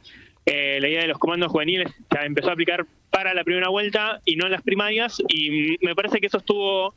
veremos cómo resulta, pero me parece que a priori puedo decir que tuvo, por lo menos le dio una impronta interesante, donde la juventud sí pudo mostrar, bueno, eso, una impronta propia, también como diferenciar un poco el rol de la juventud en la campaña, mostrarse más, aprovechando, ¿no?, que, como decía, la mayoría de los jóvenes son contrarios a, por lo menos por ahora, a las propuestas del fascismo y de la extrema derecha acá en Chile. Así que esa experiencia de los comandos juveniles creo que es bien interesante y bueno, esperemos que dé sus frutos en esta instancia y en la segunda vuelta. Una última pregunta, Mariano, y no te robamos más de tu tiempo, es en una posible victoria, ¿cómo crees que impactaría la presencia de una victoria comunista, ¿no?, de Janet Jara en América Latina, en los países vecinos? ¿Crees que sea posible una política latinoamericana que esté en defensa de la soberanía de nuestro territorio? Bueno, yo primero lo que creo es que el hecho de Janet Jara llegando hasta donde llegó, ganando una primaria por amplísimo margen, ganándole a todos los candidatos, digamos, que presentó el oficialismo en sus distintas vertientes, ya es un hecho histórico para Chile y para la región. Indudablemente, si Janet Jara gana, esperemos que sea así, ella respecto a la región ya marcó sus posicionamientos muy claramente. Cuando tengo muy presente uno de los primeros debates donde le preguntaron a cada uno de los candidatos si tenían que decir quiénes eran sus referentes a nivel regional, Janet Jara fue muy clara y dijo muy rápidamente: Claudia Sheinbaum es para mí en este momento una referencia, lo cual creo que logró conectar muy bien porque dio un ejemplo de una referenta mujer latinoamericana con una política soberana, que mira hacia la región, que también tiene mucho apoyo, y respecto también a distintas instancias de integración regional, ella se manifiesta como muy claramente en favor de los gobiernos de la región, de Colombia, de Brasil. Obviamente, no sé si obviamente, para mi gusto, su posición sobre Venezuela es un poco, quizás, busca conciliar mucho con las visiones que dominan la política chilena. Eso es, sin lugar a dudas, un elemento, quizás el elemento más débil de su política regional, la cuestión de Venezuela, pero sin lugar a dudas eso no quita lo histórico de lo que está pasando acá, toda la movilización que significa la candidatura de Janet Jara, el nivel de la magnitud de organización que significa para el Partido Comunista de Chile estar al frente de esta campaña es de una dimensión histórica que verdaderamente da mucha alegría ver lo que está sucediendo, porque no es solamente un resultado electoral esto, es también un resultado de organización popular, de una organización política que es, sin lugar a dudas, la principal organización política popular de Chile, que logró liderar también un proceso electoral, pero también es, como les decía, una organización política que está inserta en las universidades, en los sindicatos, en los territorios, en las poblaciones. Es una organización que logró en estas elecciones movilizar muchísimo a su estructura, a su organización, y eso ya de por sí es una victoria para la clase trabajadora chilena, que bueno, esperemos que se replique en las urnas. Así que les agradezco muchísimo este llamado. Yo estoy a disposición para cuando quieran, si quieren después de las elecciones del domingo, de cara a la segunda vuelta, cuentan conmigo, así que muchas gracias por el llamado. Mariano, ha sido impecable el recorrido que nos trazaste para entender de primera mano, además con elementos no solo de la actualidad informativa, sino también del análisis más estructural y profundo que nos ha sido muy valioso para entender lo que se viene en Chile con el impacto que tiene en la región, y creo que también hay que verlo con esa dimensión. Hablamos en cualquier momento, a disposición nosotros también, y la seguimos a cada rato, ¿eh? Bueno, perfecto, quedamos así. Muchas gracias por el llamado. Y bueno, nada, esperemos que de acá al domingo salga todo como lo deseamos. Muchas Exactamente. gracias. Te mandamos un abrazo grande. Abrazo gigante. Abrazos enormes. Mariano del Popolo hablaba con nosotros, licenciado en Relaciones Internacionales, con un doctorado en Ciencias Sociales, está haciendo un postdoctorado ahora en la Universidad Católica. En la Universidad Católica de Chile, y está allí radicado temporalmente, además un especialista en las relaciones militares y bueno, un cronista de lujo hemos tenido para ver qué está pasando en Chile por estas horas de cara a las elecciones del domingo. Abríamos el bloque chileno con la presencia de Janet Jara ayer en el debate. Mariano recién también nos daba una mirada sobre lo que se había jugado allí en el debate. Hay un segundo corte que vamos a compartir de Janet Jara y tiene que ver con lo de la inseguridad. Curioso, porque cuando vos mirás los datos de la tasa de homicidios en Chile, lo que se llama mal llamado la inseguridad, te encontrás con una tasa de homicidios del 2,5%. Claro. Menor a la de la Argentina, menor, pero muy menor, muy inferior a muchas ciudades de Estados Unidos que tienen tasas de homicidio 4 o 5 veces más altas que todo Chile en su conjunto. Una tasa de homicidios 10 veces menor a la que hubo en Rosario hace un par de años. Digo, para tener dimensión, y sin embargo, como la derecha apela constantemente al caballito de batalla exagera, de la inseguridad. Claro. Y por otra parte, también te encontrás datos oficiales, gobierno de Chile, pero además, vos lo sabes bien, Luana, el delito de homicidio es uno de los delitos más transparentes que hay. No se pueden manipular, están ahí los cuerpos, claro. Están los asesinatos y están, o es un homicidio, o es muerte natural, o es un accidente, o un suicidio. No hay mucha vuelta. Y por tercer año consecutivo han bajado los homicidios en Chile. Bueno, de esto, no de los datos, sino de la idea de la inseguridad y de la cuestión planteada en la campaña, habló Janet Jara en este segundo corte que compartimos en lo que fue el debate presidencial anoche en la televisión de Chile, el último antes de las elecciones del domingo. No es gritar más fuerte, ni tampoco proponer cada cosa que se le ocurra o se le pase por la cabeza a algunos. Gobernar requiere experiencia, requiere además capacidad de construir acuerdos y de sacar adelante leyes que nos protejan. Me parece insólito que algunos de los que aquí presentes digan tener mano dura y se negaron a legislar sobre el Ministerio de Seguridad, así como se han negado a muchas cosas. Gobernar no es obstruir, es construir. Y si queremos detener el crimen y la corrupción y los delitos económicos, hay que tirar el hilo del dinero. Por eso la derecha chilena tiene que dejar de oponerse a levantar el secreto bancario. Ahí está, la verdad que si vos traspolás la declaración a la Argentina, vale para el debate del narcotráfico, por ejemplo. Claro, que lo hemos hablado. Bueno, ¿querés debatir el tema? Debatamos a fondo. El hilo económico, el hilo del poder económico detrás del delito. Que acá en la Argentina, y fíjate cómo Clarín lo tomó, porque es parte de las construcciones falaces que hace la derecha, el problema puesto en la migración. Y en Chile también, el problema puesto en la migración, donde sabemos que es perfectamente falaz. Donde el problema fundamental es cómo se alimenta un crimen organizado que por debajo recoge millones. Claro, ¿cuáles son los problemas estructurales que generan este crimen organizado que está inserto también hoy en día, que está pisando cada vez más fuerte en nuestros barrios populares, como las narcoestructuras, ¿no? Y lo vemos con distintas medidas que está llevando adelante el gobierno, como por ejemplo la desregulación de armas que recién que mencionábamos hoy también. Bueno, ahí está Janet Jara, camino a la elección del domingo en Chile, primera vuelta. Todo indica que va a haber un balotaje y probablemente sea con José Antonio Kast, quien fue el rival de Gabriel Boric, el actual presidente de Chile, que en marzo finaliza su mandato. Hay una tercera parte y tiene que ver con la identidad y la filiación política de Janet Jara, integrante del Partido Comunista.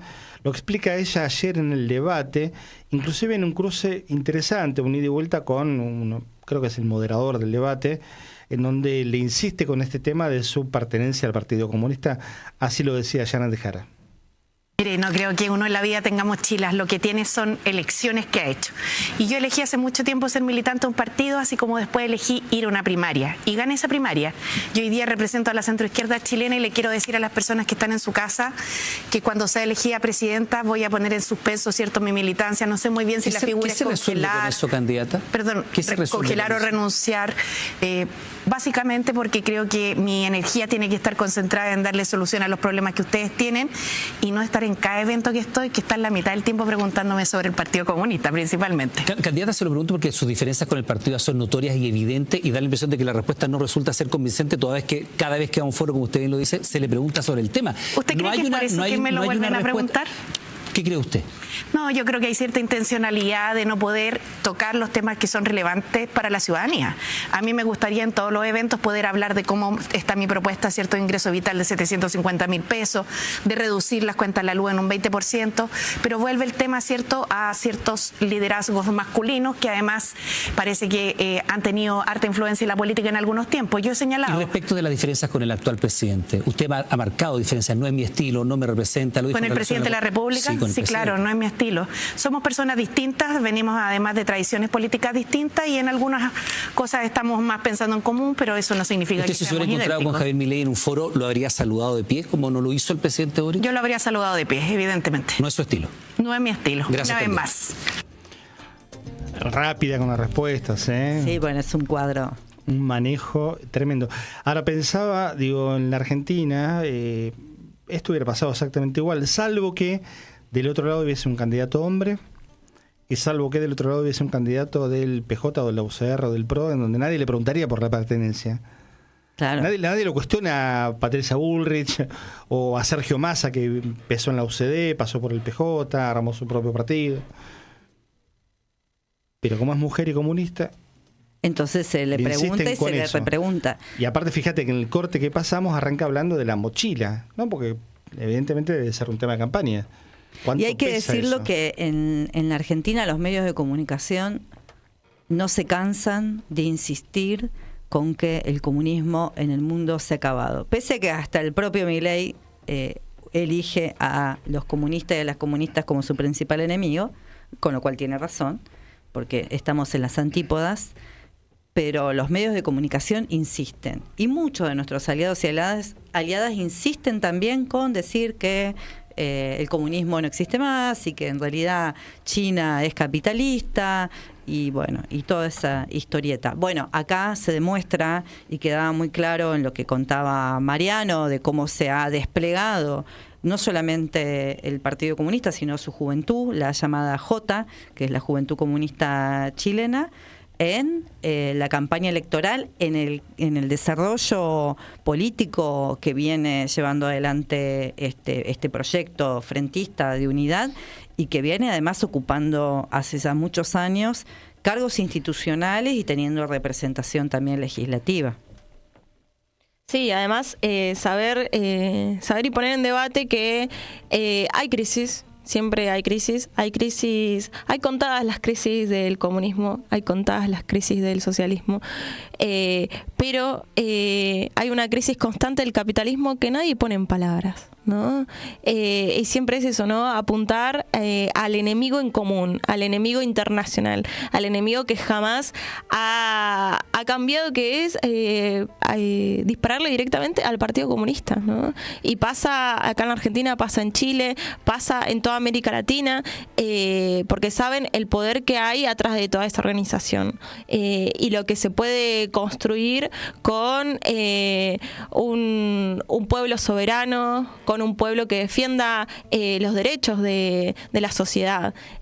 Como, bueno, la semana pasada estuvimos hablando del no al ALCA, creo que puede ser un rayito de luz y de esperanza para una nueva organización que le ponga fin también a las ultraderechas fascistas que vienen creciendo, que se van anidando en América Latina y que, bueno, también vienen a nivel mundial. Es una contraofensiva, es una reparación también, tener una candidata comunista. El domingo, elecciones en Chile, y ahí estaremos atentos a ver qué sigue. Todo indica que habrá balotaje.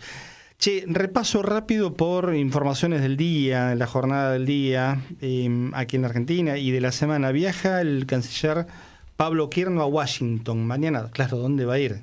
Sí. Su primer viaje como canciller a rendir cuentas con sus patrones del norte, ¿no? El empleado del JP Morgan, porque uno imagina que cuando laburaste tantos años en el JP Morgan no dejas nunca de ser empleado del JP Morgan.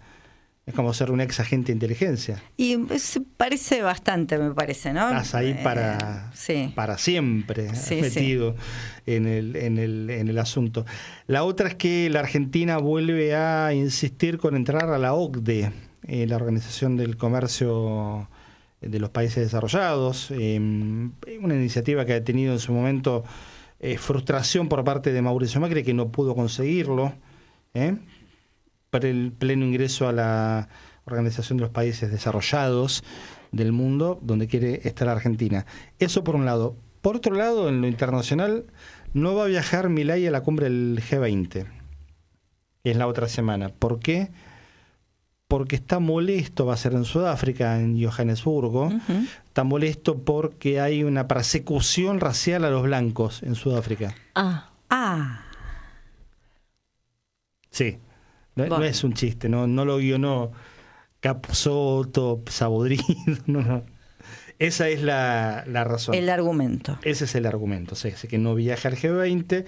Y después lo otro son las internas del gobierno, ¿no? ¿Qué pasa con Patricia Bullrich, el PRO, Mauricio Macri? Si Macri dijo, no, mañana va a haber reunión del PRO, mañana miércoles, hoy miércoles, o que estén viendo este 12 de noviembre, reunión del PRO, donde ya Mauricio Macri viene alertando, no estoy del todo conforme con lo que pasa con el gobierno. Está diciendo, ojo, que se la van a poner de frente también. Y la preocupación de Macri pasa por, si esto se va para el demonio, me arrastra a mí. Y tiene razón el hombre, porque él es parte de esto. Y vamos a ver cómo se configura esto que decíamos, no sabemos cuáles van a ser los próximos ministros, los que renuncian, los que se quedan. Yo creo que ese movimiento nos va a definir qué lectura está haciendo el PRO y algunos aliados de los libertarios que van a marcar qué están oliendo en relación hasta dónde llega este techo que decíamos de los acuerdos y del consenso social que hay en torno de las políticas de Milei. Y la renovación del Congreso con el presupuesto 2026 en el medio, toda vez que la Argentina viene de no tener presupuesto durante 3 años. Así es. La primera es porque inexplicablemente, no encontré nunca la explicación de por qué el gobierno de Unión por la Patria no hizo del Frente de Todos, digamos, todavía. Y ya venía perdiendo aceite. No hizo lo que tenía que hacer, que era dar el debate por el presupuesto, y se lo dejó al nuevo gobierno, al de Javier Milei, que decidió cajonearlo y no arrancar su gobierno con un presupuesto. El segundo año hizo el acting de presentarlo el domingo 15 de septiembre del año pasado en el Congreso. A fin de año. No, se presenta el 15, está bien. Lo presentó en tiempo y forma. La Constitución marca y las normativas marcan que se presenta hasta el 15 de septiembre. Lo presentó, pero después no lo debatieron, lo cajonearon. Y pasó otro año sin presupuesto. Ahora lo volvieron a presentar sin mucha bomba en el medio electoral. Digamos, el gobierno venía a perder la elección en la provincia de Buenos Aires. Lo presentan a la semana siguiente. En el medio de eso se va el presidente de la Comisión de Presupuesto y Hacienda, que es era Espert, que claro, todavía sigue siendo diputado hasta el mes que viene. Lo reemplaza Berti Venegas Lynch. Me resiste, un tipo de 50 y pico de años, todavía le siguen diciendo Berti, pero le quedó ese nombre, digamos, como el Burrito Ortega, digamos, o Pablito Codevila, digamos, van a ser toda la vida pibes. Y el presupuesto finalmente se va a debatir. Pero ¿saben por qué se va a debatir? Porque es una exigencia del Fondo Monetario. Claro. El Fondo Monetario quiere que haya un presupuesto para garantizarse el cobro de la deuda, o sea, nuestro pago. ¿Y cómo se va a hacer eso? Plasmando en los números del presupuesto el ajuste en concreto. Ojo con la tarjeta alimentar, ojo con la asignación universal por hijo y las partidas. Ojo con el plan potenciar trabajo. O que hasta ahora venía siendo un dique de alguna manera. Un dique. De Ojo el año que viene con eso. Sí. Pequeño dique, pero dique al fin. Sí, bueno, pero esos recursos habían aumentado por encima de la inflación. Sí.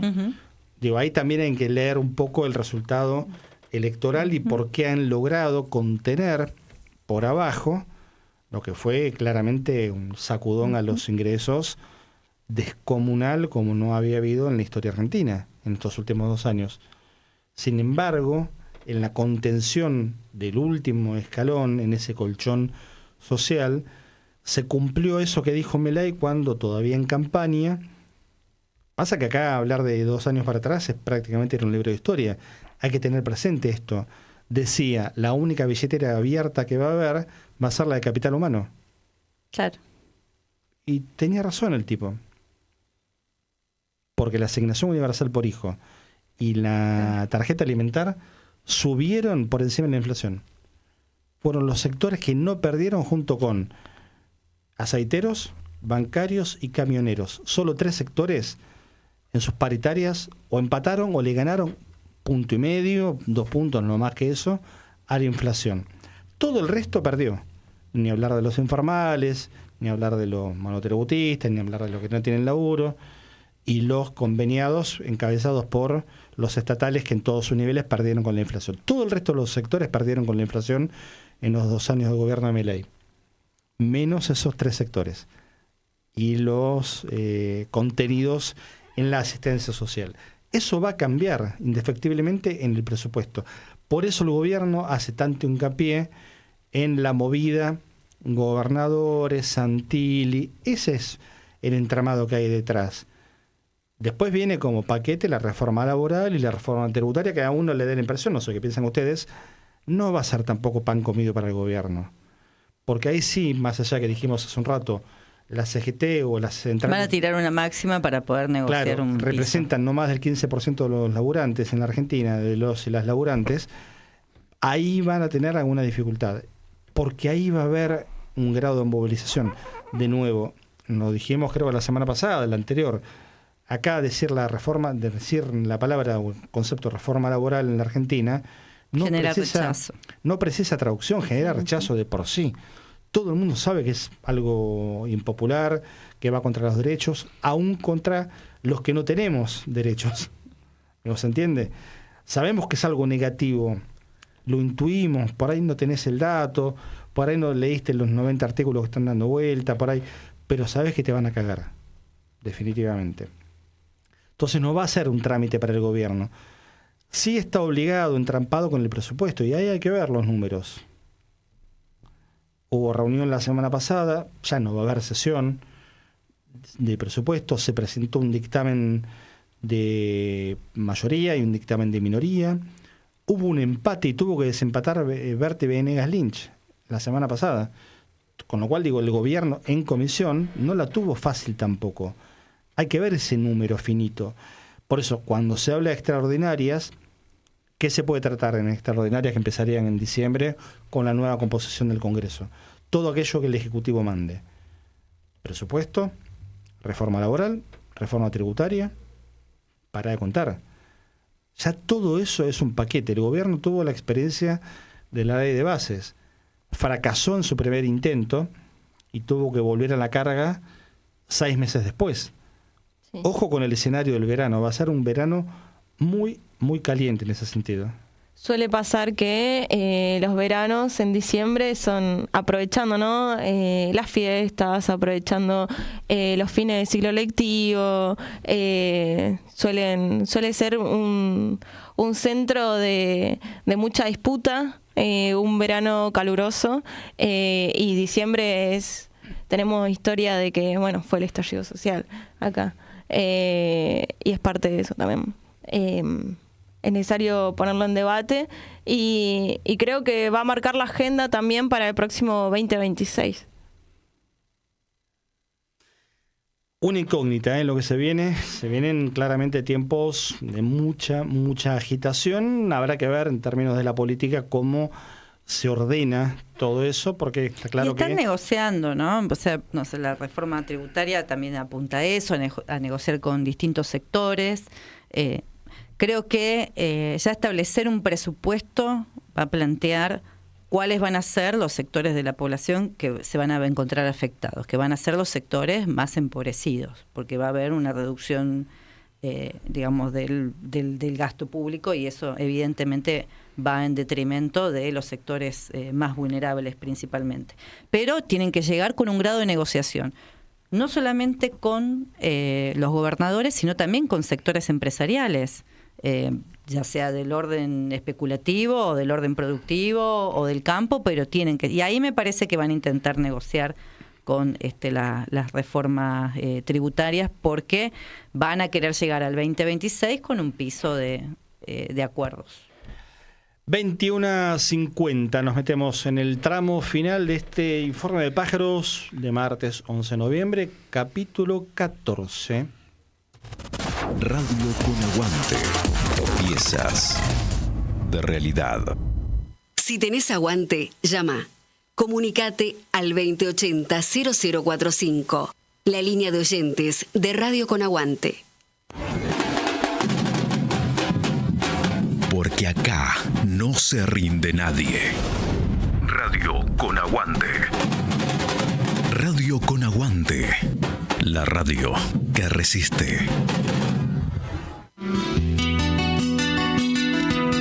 Plumas y letras, historias desde el aire. El canto de los tiempos. En Informe de Pájaros.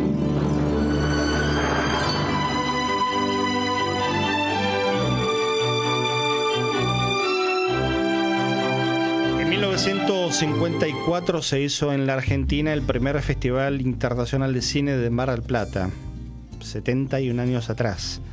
Gobernaba Juan Domingo Perón, cumplía su segundo mandato, sería derrocado al año siguiente. Hemos hablado aquí de lo que fue el bombardeo a la Plaza de Mayo en el 55, los 70 años que se cumplieron 2025 de ese momento histórico. Y en ese 54 la Argentina estaba en un momento increíble desde el punto de vista de lo cultural.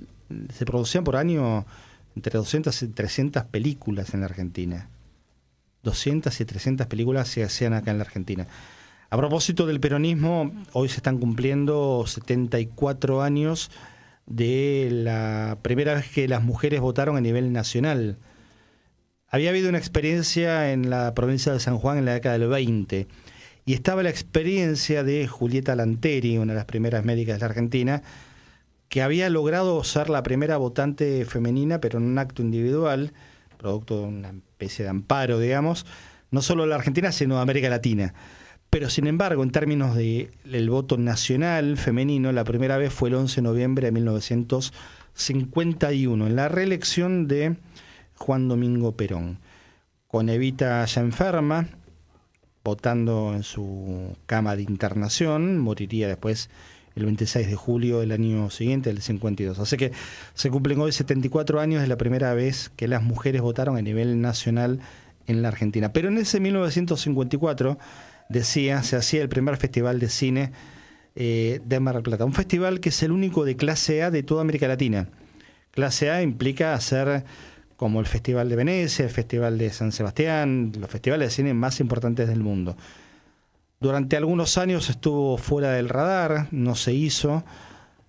Volvió en 1996 el festival, y desde entonces a esta parte se hizo de manera interrumpida. Paradójicamente volvió en la década de los 90, en donde tenés una contradicción histórica interesante para analizar el cine de la Argentina. Por un lado, la ley del cine es del menemismo. Una ley del cine que permitió, entre otras cuestiones, la aparición del nuevo cine argentino, ¿no?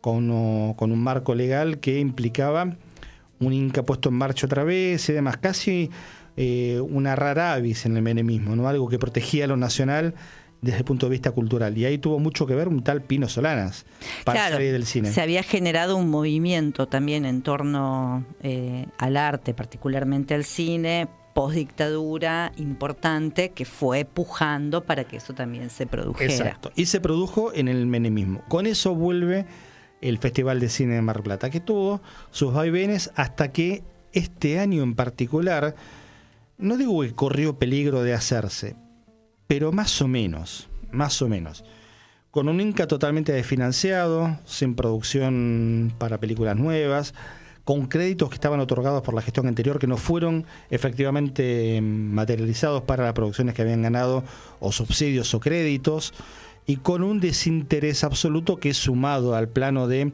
el ajuste económico, que hace que para muchísimas personas ir al cine sea casi una hazaña imposible de cumplir, el cine está atravesando un momento calamitoso. Al punto tal que este año en particular en Mar del Plata, con un gobierno municipal que tiene también mucho acercamiento a nivel nacional con el gobierno de la Libertad Avanza, al punto tal que el jefe del municipio, digamos, el intendente general Pueyrredón, Guillermo Montenegro, fue electo senador por la Libertad Avanza. Hubo una tensión también hasta con la provincia de Buenos Aires, que pone la sede, pero el gobierno municipal quiso llevarlo al Teatro Colón, que depende del municipio.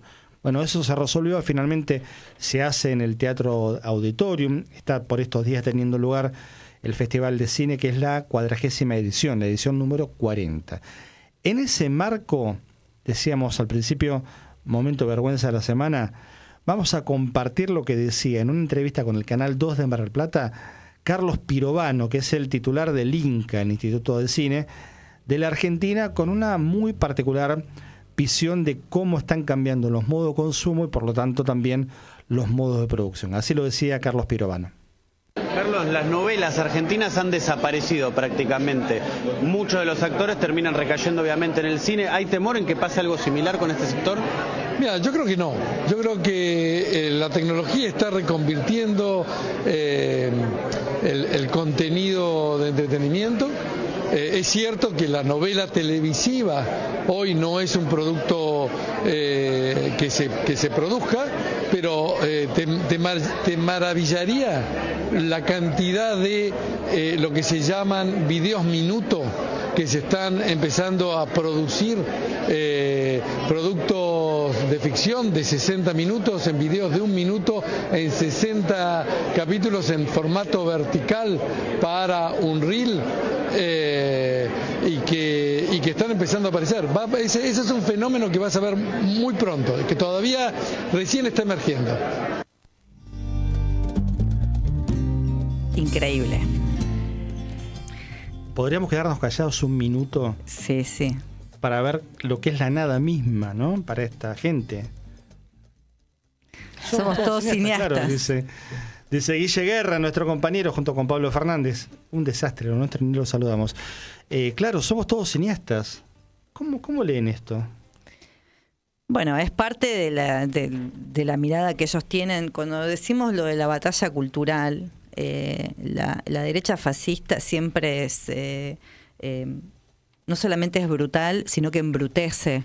Busca que de alguna manera achatar la capacidad reflexiva, y entonces y confunde, ¿no? Y confunde y le quita valor a la producción artística, a la creatividad y además al conocimiento, porque hay hasta carreras universitarias en torno al cine y carreras universitarias en la Argentina con muchísimo prestigio.